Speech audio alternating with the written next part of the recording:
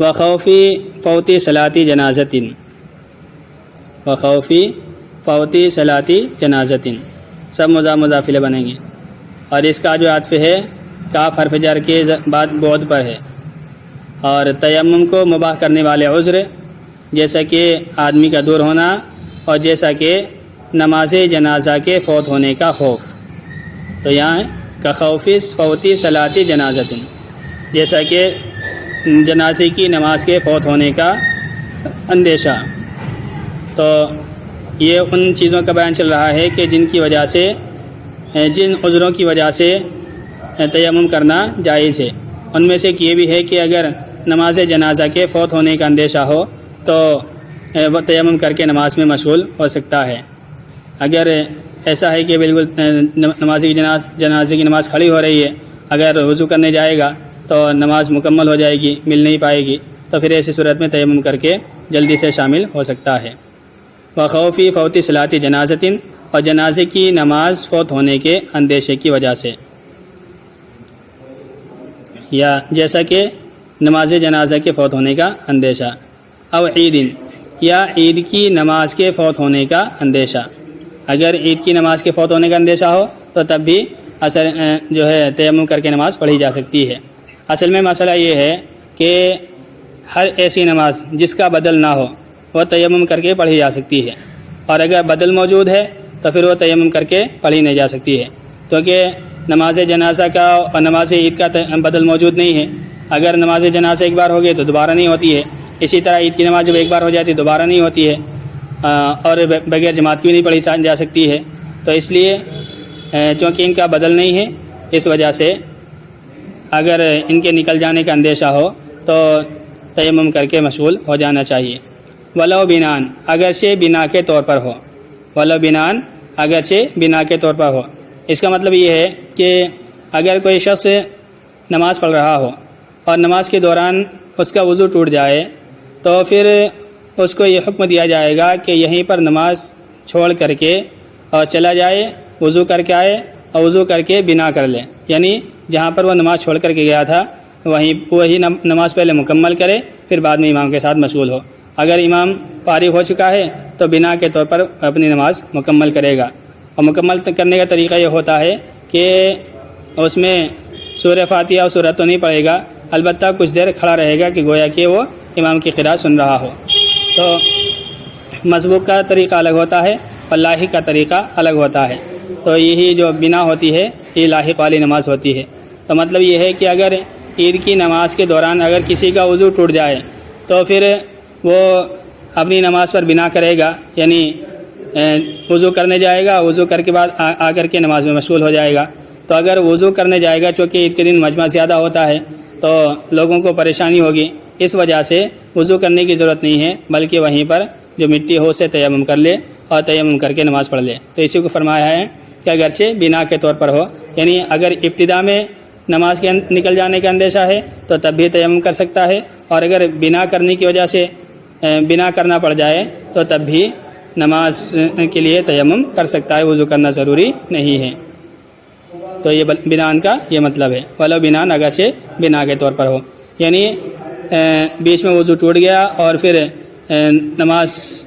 جو ہے اسے اپنی نماز پڑھنی ہے تو اس کے لیے وہ تیمم کر سکتا ہے، وضو کرنا ضروری نہیں ہے۔ وَلَيْسَ مِنَ الْعُذْرِ خَوْفُ فَوْتِ الْجُمْعَةِ وَالْوَقْتِ، وَلَيْسَ مِنَ الْعُذْرِ خَوْفُ فَوْتِ الْجُمْعَةِ وَالْوَقْتِ، اور عذر میں سے نہیں ہے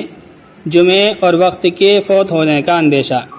اور عذر میں سے نہیں ہے جمعے اور وقتیہ نماز کے فوت ہونے کا اندیشہ۔ والوقتی، وقتیہ نماز،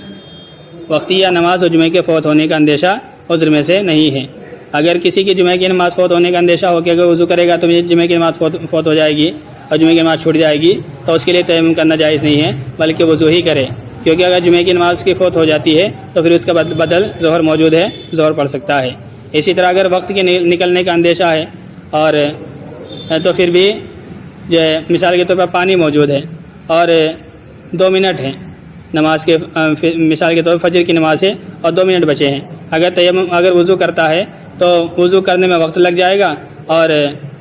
وقت نکل جائے گا، تو ایسی صورت میں وقت نکلنے دے، پہلے وضو کرے، پھر اس کے بعد نماز کو قضا کر کے پڑھے۔ تیمم نہیں کر سکتا ہے کیونکہ یہاں پر ظہر جو ہے نماز کا وقت کا بدل قضا موجود ہے، تو ادا کا بدل قضا موجود ہے، اس لیے بدل کے ہوتے ہوئے تیمم نہیں کرے گا۔ اور عذر میں سے نہیں ہے جمعے اور وقتیہ نماز کے فوت ہونے کا اندیشہ۔ الثالث ان یکون التیمم بطاہر من جنس الارض۔ الثالث ان یکون التیمم بطاہر من جنس الارض كالتراب والحجر والرمل لا الحطب والفضة والذهب۔ تیسری شرط، یعنی جن شرطوں کے ساتھ تیمم صحیح ہو سکتا ہے اس میں تیسری شرط یہ ہے کہ تیمم ایسی پاک چیز سے ہو، بطاہرین ایسی پاک چیز سے ہو جو کہ زمین کی جنس سے ہو۔ تیسری شرط یہ ہے کہ تیمم ایسی پاک چیز سے ہو جو زمین کی جنس سے ہو، جیسا کہ مٹی، پتھر اور ریت، جیسا کہ کترابی مٹی، والحجری پتھر، رملی ریت۔ تو جو زمین کی جنس سے جو چیزیں ہیں جیسے ٹیلس ہے، پتھر ہے اور ریت ہے، اسی طرح مٹی ہے، ڈھلے ہیں، تو جو چیزیں جلانے سے نہ جلیں، پگھلانے سے نہ پگھلیں، وہ زمین کی جنس سے کہلاتی ہیں۔ جلانے سے نہ جلیں اور پگھلانے سے نہ پگھلیں تو وہ زمین کی جنس سے کہلاتی ہیں۔ تو ان چیزوں سے تیمم جائز ہے جبکہ یہ پاک ہوں، نہ کہ لکڑی سے اور چاندی سے اور سونے سے۔ سونا، چاندی اور لکڑی سے وضو کرنا جائز نہیں ہے۔ البتہ اگر ان کے اوپر مٹی موجود ہے تو پھر اس سے تیمم کیا جا سکتا ہے، لیکن صرف محض لکڑی سے اور چاندی سے اور سونے سے تیمم کرنا جائز نہیں ہے۔ اور تیسری شرط یہ ہے کہ تیمم پاک چیز سے ہو جو زمین کی جنس سے ہو، ایسی پاک چیز سے ہو جو زمین کی جنس سے ہو، جیسا کہ مٹی اور پتھر اور ریت، نہ کہ لکڑی اور چاندی اور سونا۔ الرابع استیعاب المحل بالمسح۔ اور چوتھی شرط مسح کے ذریعے محل کو گھیر لینا ہے، مسح کے ذریعے جگہ کو گھیر لینا ہے، یعنی جو جگہ ہے یعنی چہرہ اور ہاتھ، تو پورے مسح کے ذریعے سے پورے چہرے کو، پورے ہاتھوں کو گھیر لینا ہے۔ ایسا نہ ہو کہ کوئی جگہ چھوٹ جائے، اگر جگہ چھوٹ جاتی ہے ہاتھ پھیرنے سے تو پھر تیمم نہیں ہوگا۔ تو چوتھی شرط یہ ہے کہ مسح کے ذریعے جگہ کو گھیر لینا، احاطہ کر لینا اور مکمل گھیر لینا۔ اور چوتھی شرط مسح کے ذریعے جگہ کو گھیر لینا۔ الخامس ان یمسح بجمیع الید او باکثرها حتی لو مسح باصبعین لا یجوز ولو کرر حتی استوعب۔ اور پانچویں شرط یہ ہے کہ مسح کرے پورے ہاتھ سے، ان یمسح بجمیع الید کہ مسح کرے پورے ہاتھ سے، اور باکثرها یا اکثر ہاتھ سے، یعنی جیسے ہاتھ کے اندر 5 انگلیاں ہیں تو 5 میں تو 5 انگلیوں سے مسح کرے، اور ہتھیلی سے بھی یا کم از کم 3 انگلیوں اور ہتھیلی سے مسح کرے۔ حتیٰ کہ اگر مسح کیا باصبعین 2 انگلیوں سے لا یجوز تو جائز نہیں ہے، کیونکہ اکثر ہاتھ سے مسح کرنا ضروری ہے، تو اکثر میں 3 انگلیاں آتی ہیں، تو 3 انگلیوں سے اگر مسح کرتا ہے تو جائز ہو جائے گا، لیکن اگر 2 انگلیوں سے کرتا ہے تو مسح جائز نہیں ہوگا، کیونکہ مسح کے لیے 2 ضرب ہیں، ایک ضرب چہرے کے لیے اور دوسری ضرب جو ہے ہاتھوں کے لیے۔ تو اگر وہ 2 انگلیوں سے مسح کرتا ہے تو پورے اس کا استیعاب نہیں ہو پائے گا، تو پورے ہاتھ سے مسح کرے یا اکثر ہاتھ سے مسح کرے۔ حتیٰ کہ اگرچہ مقرر کر لے، یہاں تک کہ گھیر لے، تو اگر مقرر کرتا ہے تو تب بھی جائز نہیں ہوگا۔ دیکھو اگر کوئی اس طرح سے، یہ 2 انگلیاں ہیں، ان 2 انگلیوں کے ذریعے سے مسح کرتا ہے، اس طرح سے اس نے مسح کیا، مان لو چہرے کا مسح کرتا ہے، تو اگر اس نے اس طرح سے مسح کیا تو یہاں پر مسح ہو گیا، اور یہ ادھر کا جو ہے حصہ ہاتھ سے ادھر کے حصے کا مسح ہو گیا۔ اب اگر ہم اسی سے مسح کرتے ہیں تو یہ تو مستعمل ہو گیا، تو جب مستعمل ہو گیا تو اس سے مسح ہو نہیں سکتا۔ اگر مقرر کرتا ہے تو مقرر کرنے کی اجازت نہیں ہے، کیونکہ تیمم میں صرف 2 ہی ضربیں ہیں، ایک ضرب چہرے کے لیے ہونی چاہیے اور دوسری ضرب ہاتھوں کے لیے ہونی چاہیے۔ نبی علیہ الصلوۃ والسلام نے فرمایا التیمم ضربتان، ضربۃ للوجہ و ضربۃ للیدین مع المرفقین۔ تو یہ جو کہ ضرب 2 ہی مارنی ہے، یعنی 2 ہی مرتبہ زمین پر ہاتھ مارنا ہے۔ اگر